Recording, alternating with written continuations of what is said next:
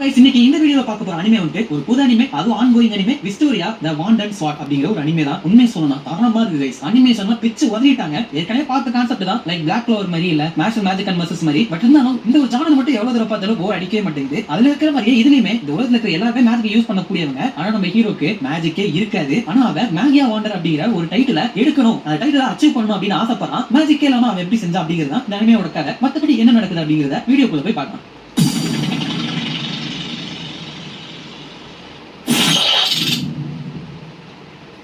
First எடுத்ததுமே ரீகார்டன் அப்படிங்கிற ஒரு மேஜிக்கல் அகாடமி காமிக்கிறாங்க. அப்ப நம்ம ஹீரோ வந்துட்டு இந்த பிரஸ்டீஜியஸ் ரீகார்டன் மேஜிக்கல் அகாடமில மிகவும் வேல்யூபிளான ஒரு விஷயம் என்னன்னு தெரியுமா? கண்டிப்பா அது மேஜிக்கோட டேலண்ட் தான். அப்படி இருக்கிறப்போ மேஜிக்கே இல்லாத ஒருத்தன் எப்படி சர்வை பண்ணுவான், டேலண்ட் இல்லாம அவனால முன்னேற முடியுமா அப்படின்னு சொல்லிட்டு ஒரு டஞ்சன்ல இருக்கிற ஃப்ளோர் 7க்கு போயிட்டு அந்த கொஸ்டின் எல்லாத்துக்குமே ஆன்சர் கண்டுபிடிக்கலாம். இங்க இருக்கிற மான்ஸ்டர்ஸ் நான் கொல்ல வந்திருக்கேன் அப்படின்னு சொல்லிட்டு ஒரு மான்ஸ்டர் கொன்னறான்.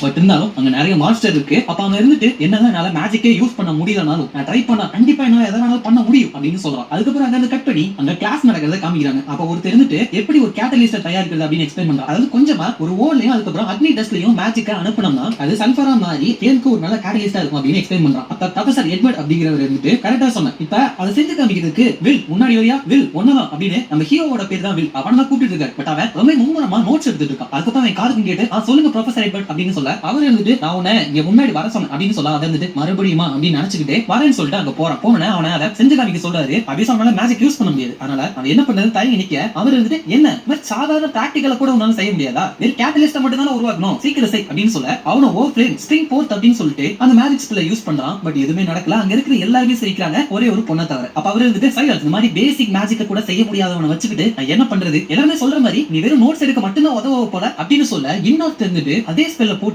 நிறைய பிளேன்ஸ் வர வச்சு அங்க இருக்கிற அந்த ரெண்டு பொருளையுமே ஒரு கேட்டலிஸ்டா மாத்தி காமிச்சாராம்.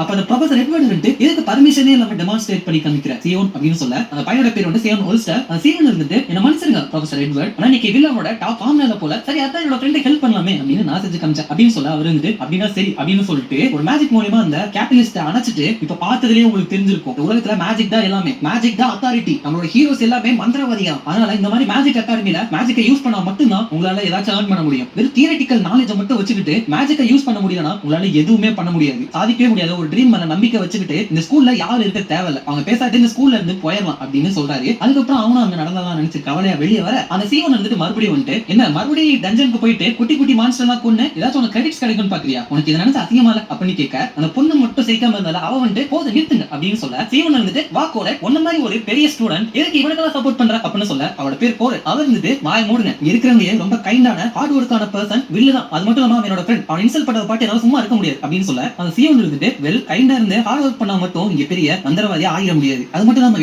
ஒன்ன மாதிரி மேஜிக்கே யூஸ் பண்ண முடியாம மேகியா வாண்டர்ஸா மாறவே முடியாது. சரி ஒன்ன மாதிரி டேலண்டே இல்லாத ஒருத்தர் பேசிட்டு இருக்கிறது கூட டைம் வேஸ்ட் தான், நான் இருந்து போறேன் அப்படின்னு சொல்றான். அந்த மேகியா வாண்டர்ஸ் அப்படிங்கறதான் வில்லோட கனவா இருக்கும்னு நினைக்கிறேன். அதுக்கப்புறம் கோலட் இருந்து சாரி வில் ப்ரொஃபசர் எட்வர்ட் வந்து ஏன் பேசுறாருன்னு எனக்கு தெரியல அப்படின்னு சொல்ல அவன் இருந்துட்டு அதெல்லாம் ஒண்ணும் இல்ல விடு, ஆஃப்டர் என்னால மேஜிக் யூஸ் பண்ண முடியாது தானே, இருந்தாலும் இந்த மாதிரி ஒரு கியூட் கேர்ள் எனக்காக வருத்தப்படுற அப்படின்னா நான் லக்கி தானே அப்படின்னு சொல்ல அவன் வந்துட்டு என்ன திடீர்னு இப்பெல்லாம் பேசுற, நீ எதுக்கு ட்ரை பண்ற, ஒன்னும் சரி இந்த மாதிரி நீ எல்லா பொண்ணுகிட்டயும் பேசிட்டு இருப்ப அப்படின்னு சொல்ல அவன் வந்துட்டு அப்படியே கிடையாது, சின்ன வயசுல இருந்தே எனக்கு பொண்ணுங்களை காம்ப்ளிமெண்ட் பண்ணணும் அப்படின்னு சொல்லி தான் வளர்த்திருக்காங்க, இதனால கியூட்டா தானே இருக்க, சோ நான் உண்மையா தான் சொல்லியிருக்கேன் என்ன பிரச்சனை அப்படின்னு சொல்ல அவளுக்கு வெக்க வந்து இவனை தள்ளி விட்டாரா. அவர் வந்துட்டு கொஞ்ச நேரம் என்ன வெக்கப்பட வச்சிட்டானே, என்னோட பேர் கோலட் லாய், அவர் நோபல் ஃபேமிலி சேர்ந்தவர், நான் என்னோட கம்போசரை மெயின்டைன் பண்ணி ஆகணும் அப்படின்னு சொல்லிட்டு இவ எதையோ பார்த்துட்டு இருக்க, என்ன பாக்குறது அப்படின்னு கேட்க அதுவா இன்னைக்கு இது எப்படி இவ்வளவு அழகா இருக்குன்னு பாத்துட்டு இருக்கேன் அப்படின்னு சொல்ல கோலட் இருந்துட்டு கரெக்டா சொன்ன இது ஒரு வாமான லைட் அப்படின்னு சொல்றா, அதாவது சூரிய வெளிச்சத்தை தான் சொல்றா, பவர்ஃபுல் மந்திரவாதிகள் அதாவது பவர்ஃபுல் மேஜஸ் அந்த டவர்ல இருந்துட்டு அந்த ஸ்கையை பாதுகாத்துட்டு இருக்காங்க அப்படின்னு சொல்றா. அப்ப பார்க்கும் பொழுது அந்த ஸ்கைலையுமே ஒரு ஃபீல் இருக்கிற மாதிரி இருக்கு. அப்பதான் வில்ல இருந்துட்டு பாஸ்ட் நடந்ததெல்லாம் சொல்றான். ரொம்ப வருஷங்களுக்கு முன்னாடி மக்களுக்கு இந்த வானத்தை பத்தி எதுவுமே தெரியாது, அவங்க எல்லாமே இருட்டுல மட்டும் தான் வாழ்ந்துட்டு இருந்தாங்க. இந்த உலகத்தையே செலஸ்டியல் ஹோஸ்ட் அப்படிங்கிறது அச்சுறுத்திக்கிட்டே இருந்துச்சு. அப்பதான் ஒரு 5 பவர்ஃபுல்லான மேஜஸ் தோன்றி அந்த செலஸ்டியல் ஹோஸ்ட் இன்வேடர்ஸ் எல்லாத்தையுமே இங்கிருந்து துரத்தி அடிச்சு வானத்துல ஒரு ஃபீலையுமே கேஸ்ட் பண்ணி வச்சு இந்த உலகத்துக்கு அமைதியை கொண்டு வந்தாங்க. அன்னையில இப்ப வரைக்கும் ஒரு ஸ்ட்ராங்கஸ்டான மேஜ் தேர்ந்தெடுத்து அவங்களுக்கு மேகியா வாண்டர் அப்படிங்கிற ஒரு டைட்டில் கொடுப்பாங்க. மேஜ் ஆகிற எல்லாருக்குமே அதை வாங்கிட மாட்டோமா அப்படின்னு கண்டிப்பா ஒரு ஆசை இருக்கும் அப்படின்னு சொல்றான். அப்ப அந்த கோலட் இருந்துட்டு அந்த டவர்ல இன்னைக்கும் ஐஸ் மேடன் மாங்கா அப்புறம் அதுக்கப்புறம் ஆல்பிஸ் வீணும் நம்மள பாத்துட்டு இருப்பாங்கன்னு நினைக்கிறியா அப்படின்னு கேட்க அவன் இருந்துட்டு கண்டிப்பா அவங்க அந்த ஜன்னல் பக்கமா தான் உட்கார்ந்து ஸ்ட்ரெயிட்டா நம்மள தான் பாத்துட்டு இருக்காங்க அப்படின்னு சொல்றான். அப்போ இவனோட பாஸ்ட காமிக்கிறாங்க. அப்ப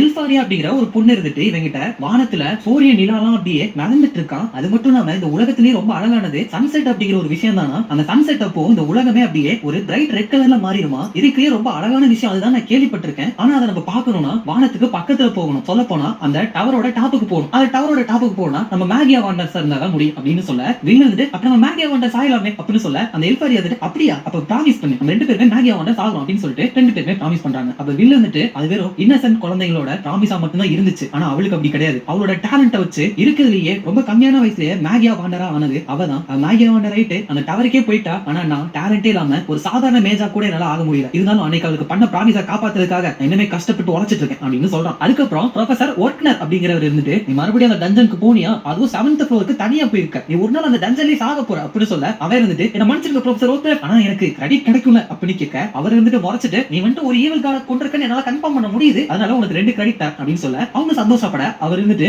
ஏவல் இனிமே நீ அந்த மேகியா வாண்டர் ஆகிற ஆசையை கைவிடலையா அப்படின்னு கேட்க அவர் இருந்துட்டு இல்லையே ஏன் அது பிரச்சனையா அப்படின்னு கேட்க அவர் இருந்துட்டு இல்ல உனக்கே நல்லா தெரியும் முதல்ல நீ மேகியா வாண்டர் ஆகி அந்த டவருக்கு போகணும்னா முதல்ல நீங்க இருந்து அப்பர் இன்ஸ்டிடியூஷனுக்கு போகணும். அதுக்கு உனக்கு ரைட்டிங் அதுக்கப்புறம் ஸ்பெல் ஒர்க்ஸ் அதுக்கப்புறம் பிராக்டிசிங் இது 3 ஆக்டிவிட்டிலயுமே நிறைய கிரெடிட்ஸ் இருக்கணும். உன்னால மேஜிக் யூஸ் பண்ண முடியாது. அதனால ஸ்பெல் ஒர்க்ஸ்ல இருந்து உனக்கு கிரெடிட்ஸ் கிடைக்காது அப்படின்னு சொல்ல அவர் இருந்துட்டு ஆமா ப்ரொஃபசர் அதுக்காக தான் நான் பிராக்டிஸ் மூலமா டஞ்சனுக்கு போயிட்டு கிரெடிட்ஸ் earn பண்ணலாம்னு பார்த்தேன் அப்படின்னு சொல்ல அவர் இருந்துட்டு நான் உன்கிட்ட எத்தனை தடவை சொல்லியிருக்கேன் வெறும் பிராக்டிஸ்ல இருக்கிற கிரெடிட்ஸை மட்டும் வச்சு உன்னால அப்பர் இன்ஸ்டிடியூஷனுக்கு போகவே முடியாது. அதுவும் மேஜிக் இல்லாம வாய்ப்பே கிடையாது அப்படின்னு சொல்றாரு. அவருமே ரொம்ப சோகமாயிரான். அதாவது அப்பர் இன்ஸ்டிடியூஷனுக்கு போனா அவனுக்கு கிரெடிட்ஸ் அப்படிங்கிற ஒரு விஷயம் தேவை. இது எப்படி ஒரு மாஸ்டர் கொண்டு அவனுக்கு கிரெடிட்ஸ் கிடைச்சதோ அந்த மாதிரி அவன் நிறைய கிரெடிட்ஸ் சேர்க்கணும். அப்ப அவர் இருந்துட்டு சரி சரி அதெல்லாம் விட்டு முதல்ல நீங்க வந்து கிராஜுவேட் ஆகணும் அப்பதான் நீ மேகியா வாண்டர் ஆக முடியும். நான் கேள்விப்பட்ட வரைக்கும் ரீசெண்ட் எக்ஸாம் வந்து உனக்கு எந்த கிரெடிட்ஸுமே கிடைக்கல. அதனால இந்த வாரம் முடியறதுக்குள்ள 4 கிரெடிட்ஸ் earn பண்ணி ஆகும் அப்படின்னு சொல்ல அவர் இருந்துட்டு இந்த வாரத்துக்குள்ள அப்பனா 2 நாள் தானே இருக்கு சரி நான் நோட்ஸ் எல்லாத்தையுமே பயன்படுத்தி எப்படியாச்சும் வாங்கிறேன் அப்படின்னு சொல்லிட்டு டஞ்சன்ல இருக்கிற எந்த மான்ஸ்டர் கொண்டா 4 கிரெடிட் கிடைக்கும் அப்படின்னு தேடிட்டு இருக்கான். அப்ப அவர் இருந்துட்டு நான் என்கிட்ட தான் பேசிட்டு இருக்கேன் 6th ஃப்ளோர்ல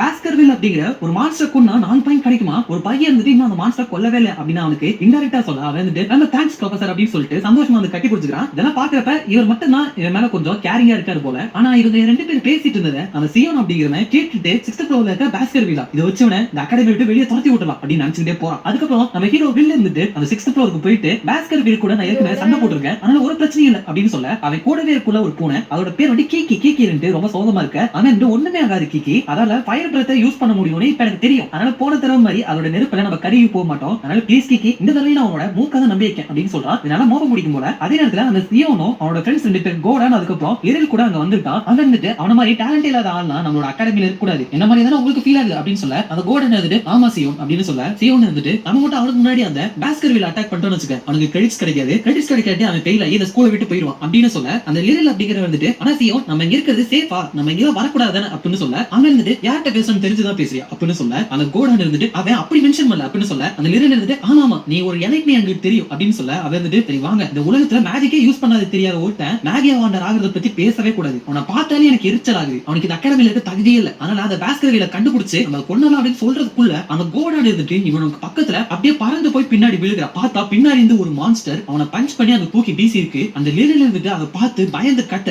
அந்த சத்தத்தை கேட்டு வில்லோ கீக்கியும் அந்த சத்தம் அந்த டைரக்ஷனை நோக்கி போறாங்க. போய் பாக்குறப்ப அந்த மான்ஸ்டருக்கு இலைக்கு சொன்ன இந்த சியோனே அவனோட மேஜிக்கை வச்சு எதுவுமே பண்ண முடியாம அந்த இடத்துல தடுமாறிட்டு இருக்கான். அப்ப அதை பார்த்த வில் இருந்துட்டு இது ஈவல் சென்டினல் தானே இதை கொண்டா நம்மளுக்கு 10 கிரெடிட்ஸ் கிடைக்கும். ஆனா இது ரொம்பவே ஸ்ட்ராங் ஆச்சு. முக்கியமா இது ரொம்ப ஆழமான ஃப்ளோர்ல தானே இருக்கும். இப்படி 6th ஃப்ளோர்ல இது என்ன பண்ணிட்டு இருக்கு அது மட்டும் இல்லாம சியோனோட மேஜிக் அது மேல வேலையே செய்யல அப்படின்னு சொல்ல சொன்ன மாதிரியே அந்த சியோனோட பிளே மேஜிக் அவரோட உடம்புல எந்த ஒரு டேமேஜ்மே ஏற்படுத்தல. அவனுக்குமே என்ன பண்றதுன்னே தெரியல. அப்ப வில் இருந்துட்டு இப்ப நான் போய் காப்பாத்தணும் அப்படின்னு நினைச்சிட்டு ஒரு நிமிஷம் நான் காப்பாத்துறதுக்கு ஏதாச்சும் காரணம் இருக்கா இவன் எப்பவுமே நான் வச்சு ஃபன் பண்ணிட்டே இருப்பான் எப்பவுமே நான் ஒலி பண்ணிட்டே இருப்பான் நான் இப்ப இருந்து தப்பிச்சு ஓனா கூட அது தப்பு இல்லை அப்படின்னு யோசிச்சுட்டு இருக்கிறப்ப அந்த எஃபாரியா அதாவது இவனுக்கு சின்ன வயசுல ஒரு பொண்ணு ஃப்ரெண்ட் இருக்கிற மாதிரி காமிச்சிருப்பாங்கல்ல அந்த மேகியா வாண்டரா ஆயிப்பால அவன் இருந்துட்டு எனக்கு தெரிஞ்ச விஷயம் உனக்கு ஒண்ணு தெரியுமா வில் நீ மத்தவங்க எல்லாத்தையும் விடையுமே ரொம்பவே கைண்டானவன் அப்புறம் தைரியமானவன் அப்படின்னு சொல்லிட்டு அவனுக்கு கண்ணில் மாற்ற ஒரு காகல்ஸ கொடுத்திருக்கா. அவன் இருந்துட்டு அந்த காகல்ஸ மாட்டிக்கிட்டு நீ தப்பா புரிஞ்சிட்டு இருக்க எல்ஃபையா நான் கூட அந்த ப்ராமிஸ காப்பாத்தியும் பக்கத்துல நிக்கணும்னு மட்டும் தான் நினைச்சிட்டு இருந்தேன். அதுக்காக தான் எல்லாமே பண்ணேன். ஆனா நான் ஒரு சாதாரணமானவன் ரொம்ப பெத்தட்டிக்கானவன். அதனாலதான் அட்லீஸ்ட் நான் லோன் ஸ்வாடா வச்சும் ஆகணும் அப்படின்னு சொல்லிட்டு ட்ரை பண்ணிட்டு இருக்கேன் அப்படின்னு சொல்லிட்டு அந்த மான்ஸ்டரோட அட்டாக்க அவன் இப்போ என்னோட ஸ்வாடை வச்சு தடுத்து நிறுத்திடான். இந்த லோன் ஸ்வாட் அப்படிங்கிறது ஒரு ஸ்வாடோட பேரா இல்ல தனிமையான ஸ்வாடா அப்படின்னு தெரியல. போக போக தெரியும்.